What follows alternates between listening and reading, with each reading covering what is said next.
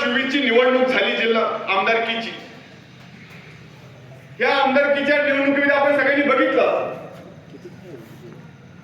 भरघोस मात्र तुम्ही त्याला निवडून दिलं. ही लोकशाही आहे. तुम्हाला अधिकार आहे कुणाला निवडायचा, कुणाला पाडायचा, पण तू ज्या अपेक्षेने तुम्ही त्याला निवडून दिलं, या 14 महिन्यामध्ये ते संबंधित आमदार मोदींनी काय काम केलं ह्याचा सुद्धा विचार तुम्ही त्या ठिकाणी केला पाहिजे. 2019 ला तुम्ही आम्हाला संधी दिली. यशवंत तात्या माने सारख्या आमदारांना आपल्या तालुक्यामध्ये 4000 कोटीची कामं त्या ठिकाणी केली. खंडाळीमध्ये आज तुम्ही जर बघितलं तर चारी बाजूला ही जी डांबरीकरणाचे रस्ते दिसते हे सगळे यशवंत तात्या मानेंनी त्या ठिकाणी दिले.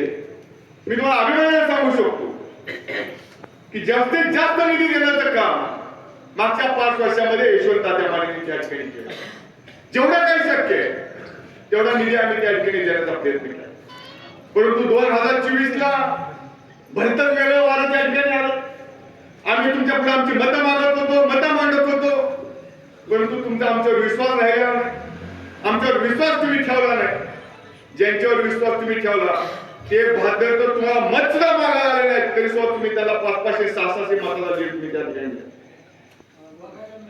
बंधूंनो, शोकांतिका मला अशी वाटते की आपण जे देशामध्ये राहतो, लोकशाही पद्धतीचा देश म्हणून आपण म्हणतो, तुमच्या पुढे जो माणूस मत मागायला येतो तुम्ही त्याला मतदान केलं पाहिजे.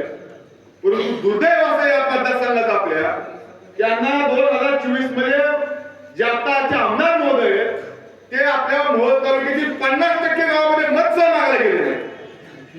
मत मागायला गेले नाही तरी सुद्धा त्या गावातील लोकांनी त्याला 500, 600 मतांच्या दिली. ही दुर्दैव आहे मित्रांनो लोकशाही प्रणालीमध्ये. जर तुमच्याकडे मत मागायला येत नसेल आणि तुम्ही जर त्याला मतं टाकत असतील तर ह्याच्यापेक्षा मोठं दुर्दैव आहे आणि ह्याच्यापेक्षा मोठी शोकांतिका ती कुठं असू शकत नाही. खंडाळीमध्ये ते आले नाहीत, पापडीमध्ये ते आले नाहीत, आमच्या बैरावाडीला ते आले नाहीत, वाफळ्यामध्ये ते आले नाहीत, तरी सुद्धा लोकांनी त्याला मतं टाकली.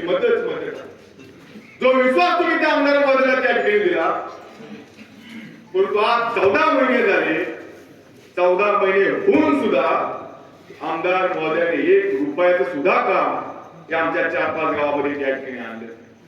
1 रुपयाचा सुद्धा निधी आमच्या या 4-5 गावामध्ये त्या ठिकाणी आणला. या सगळ्या गोष्टीचा विचार तुम्ही बंधूंनी ह्या निवडणुकीमध्ये त्या ठिकाणी केला पाहिजे. आज आमदार महोदय आले निवडून तुतारीवर, परंतु परमेश्वराला माहित नाही नक्की कोणत्या पक्षाचे. ही वस्तुस्थिती आहे. तुम्ही बघा, आले ते तुतारीवर निवडून, कधी दिसतायत ते एकनाथ शिंदे साहेबांसोबत, कधी दिसतायत अजितदादांसोबत, कधी मधनावर एक पत्र घेऊन जातात दिसतात फडणवीस साहेबांसोबत, कधी मिटिंगला जातात पवार साहेबांची. अशी भयानक परिस्थिती आमदार महोदयांची त्या ठिकाणी. त्यांनाच कळलं आपण नक्की कुठल्या पक्षाकडे जायचं. चित्र असं रंगवलं जातं की मी कुठल्याही पक्षाकडे गेलो तर माझं काम होऊ शकतं, मी सत्तेसोबत राहिलो तर माझं काम होऊ शकतंय. मला सगळी मंडळी जर सत्तेसोबतची तुमच्या सोबत असेल, मला 14 महिने झाले, 14 महिने होऊन सुद्धा माझ्या खंडाळीला 1 रुपयाचा निधी कसा काय त्या ठिकाणी येऊ शकतो. म्हणून ही निवडणूक विकासाच्या मुद्द्यावर त्या ठिकाणी झाली पाहिजे. जो तुमचं काम करतो, जो तुमच्या अडचण काळ उभा राहतो, त्याच्यावर या मुद्द्यावर त्या ठिकाणी निवडणूक त्या ठिकाणी झाली पाहिजे. जुना काळ होता भावनिक काळ, लोक भावनाच्या आधारे त्या ठिकाणी मदत टाकायची, परंतु आता तो काळ राहिलेला नाही. सध्याच्या पिढीला बाप दाखवण्याचं श्राद्ध घाल म्हणणारी ही पिढी आहे. त्यांना काम लागतं. भावनेच्या आधारावर कोण त्या ठिकाणी मत देण्याचा काळ हा निघून गेला. म्हणून मला तुम्हाला सगळ्यांना विनंती करायची की समाधान सारखे तरुण स्वतःच्या पायावर त्या ठिकाणी कष्टाने त्या ठिकाणी उद्योग त्या ठिकाणी उभा करतोय. आज त्याला आपण तिकीट दिलेलं आहे. तिकडे त्या बाजूला सतीश आबा आहेत, त्यांची हयात गेली, निष्ठेने आपल्या सोबत राहत आहेत.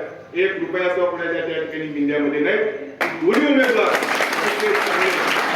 त्यामुळे तुम्हाला त्या ठिकाणी जास्तीत जास्त मतांना निवडून दिले. आज बंधूंनो, आष्टी गट म्हणलं तर सगळ्याला एकच उमेदवार दिसतो, फिक्स. राष्ट्रीय उमेदवार म्हणले की एक उमेदवार फिक्स, दुसरं कोणाला चालत. अनेक जण म्हणायचे मध्ये मध्ये की बाळराजाने यावं जिल्हा परिषदला, बाळराजाने यावं जिल्हा परिषद. मी बघितलं तिच्या म्हणून मलाच का बोलते सारखं.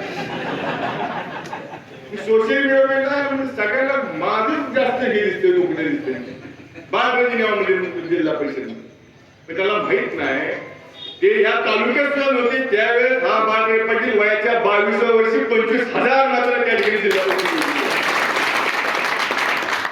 तुमच्या जीवावर त्या ठिकाणी 25,000 मतांना मी त्या ठिकाणी निवडून गेलो आणि वयाच्या 25व्या वर्षी जिल्हा परिषद उपाध्यक्ष म्हणून काम केलं आणि आज हे सांगतायत की बाळराजाने जिल्हा परिषदला यावं बाळराजाने जिल्हा परिषदला यावं अहो आम्हाला बाबूरावांची शिकवण आहे आमच्या आजोबांनी आम्हाला सांगितलं की तुला जर या तालुक्यात या जिल्ह्यामध्ये राजकारण करायचं असं समाजाचं राजकारण करायचं असं तर नुसतं तू मोठा होऊन चालणार नाही तुझ्या बरोबर तुझा कार्यकर्ता तुझा सहकारी सुद्धा मोठा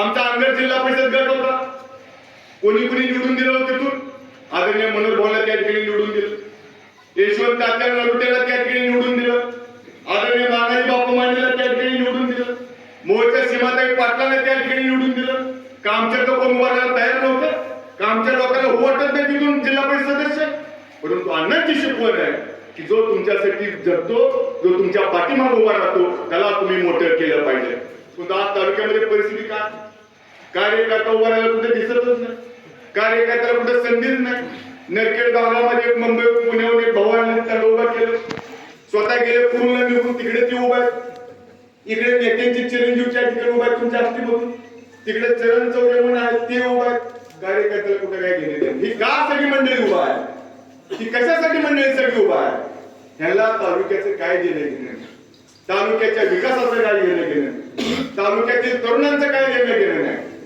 ह्याला लागले आमदारकीचं गाव ह्याला वाटतंय की 2029 ला कदाचित हा मतदारसंघ खुला होईल ओपन होईल मग आपलं काहीतरी भागू शकतं म्हणून आता आपण जिल्हा परिषद सदस्य म्हणून निवडणूक लढवली पाहिजे ह्याला काय देणं घेणं नाही बरोबर आहे त्याला काय देणं घेणं नाही ह्याला फक्त आमदारकीचं त्या ठिकाणी व्हायला आज 1.5 वर्ष झाले तुम्ही आमदार म्हणून निवडून आला तुमचं काम आहे ह्या तालुक्यातील प्रश्नांबद्दल तुम्ही त्या ठिकाणी बोलायचं या तालुक्यातील युवकांबद्दल तुम्ही त्या ठिकाणी बोलायचं तुम्ही बघा विकासावर ही मंडळी बोलताना दिसत नाही अजिबात दिसत ह्यांच्या तोंडातून शब्द निघला पहिला शब्द राजेंद्र पाटीलच निघतो दुसरा निघत नाही राजेंद्र पाटील 2 पोरं आणि आमचा अंग ह्याच्या दुसरा त्यांच्याकडे मुद्दाच नाही त्यांना जर तुम्ही जर सांगितलं ना किंवा 5 मिनिटं ही 3 नावं उघडून भाषण कर त्याला भाषण जमत भाषण ते करू शकत नाही त्याला सकाळी उठले की राजेंद्र पाटील झोपताना राजेंद्र पाटील दुसरं काही नाही मला त्याला एक सांगून टाकेल एकदा त्या लेकरासमोर आमची नावं लावून टाक ती झंझटच नव्हतं एवढं जर नाव आमचं तुम्हाला आवडत असेल तर नाव लावून टाक लेकरासमोर एकदा एवढी या तालुक्यानं बाबूराव अण्णांचं राजकारण बघितलं शहाजीराव पाटील साहेबांचं राजकारण बघितलं संभाजी गरड साहेबांचं राजकारण बघितलं पण या सगळ्या नेते मंडळींनी कधी कुणावर वैयक्तिक त्या ठिकाणी टीका केली कधी कुणाच्या व्यक्तिद्वेषामुळे त्या ठिकाणी कधी राजकारण केलं मला आजही माझ्या वडिलांनी सांगितलं की ज्यावेळेस 85 ला अण्णांचा पराभव झाला 186 मतांनी त्यावेळेस अण्णा मोहोळमध्ये होते आणि शहाजीराव पाटील साहेब त्यावेळेस नरखेड मध्ये होते त्याच्यावेळेस अण्णाला समजलं की आपण पराभव झालो 186 मतांनी की अण्णा अंधेरला गेले नाहीत अण्णा उठले मोहोळमधून डायरेक्ट नरखेडला गेले पहिला हात हा बाबूराव अण्णांनी त्या ठिकाणी घेतला शहाजीराव पाटील ही मोहोळ तालुक्याची संस्कृती आहे परंतु अलीकडच्या काळामध्ये ही संस्कृती बिघडत चालली ह्याला वाटतं की आम्ही राजेंद्र पाटलाशिवाय मध्ये लोक मत टाकतो ह्याला वाटतं की आम्ही अंगणवाडीशिवाय मध्ये लोक मत टाकतो परंतु बंधूंनो माणूस एकदा फसत असतो 2-2दा फसत नसतो एकदा माणूस चूक होऊ शकते परंतु सारखं तिची चूक होऊ शकत नाही आणि सध्याच्या मोहोळ तालुक्यातलं वातावरण जर आपण बघितलं तर मी खात्रीने तुम्हाला सांगतो की येणाऱ्या 9 तारखेला 6च्या 6 जिल्हा परिषद आणि 12च्या 12 पंचायत भारतीय जनता पार्टीला निवडून आल्याशिवाय त्या ठिकाणी खाणार नाही बंधूंनो तेव्हा तुम्हाला सांगायला विनंती करायची की आपण हे जे 2 उमेदवार दिलेले हे अतिशय चांगले निर्व्यसनी आहेत सगळ्यात महत्वाचं म्हणजे या दोघांनी कुणाचा सुद्धा पुतळ्यावर बोजा चढवलेला नाही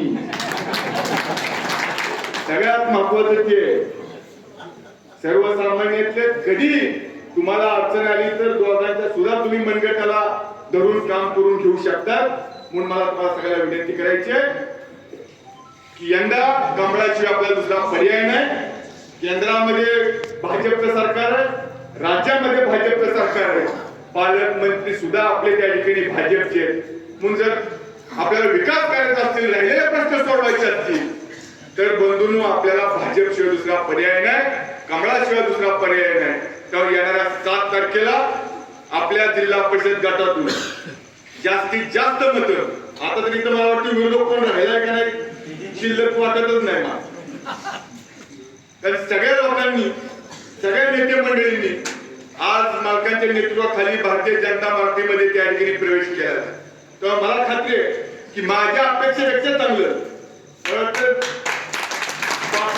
तुमच्यापेक्षा चांगलं मतदान खंडाळ्यामध्ये झाल्याशिवाय त्या ठिकाणी राहणार नाही. म्हणून येणाऱ्या 7 तारखेला आपण आमचे समाधान शेळके आणि आमचे सतीश आबा या दोघांना जास्तीत जास्त मतानं निवडून द्यावं एवढीच विनंती या ठिकाणी करून या ठिकाणी थांबतो. जय हिंद, जय महाराष्ट्र.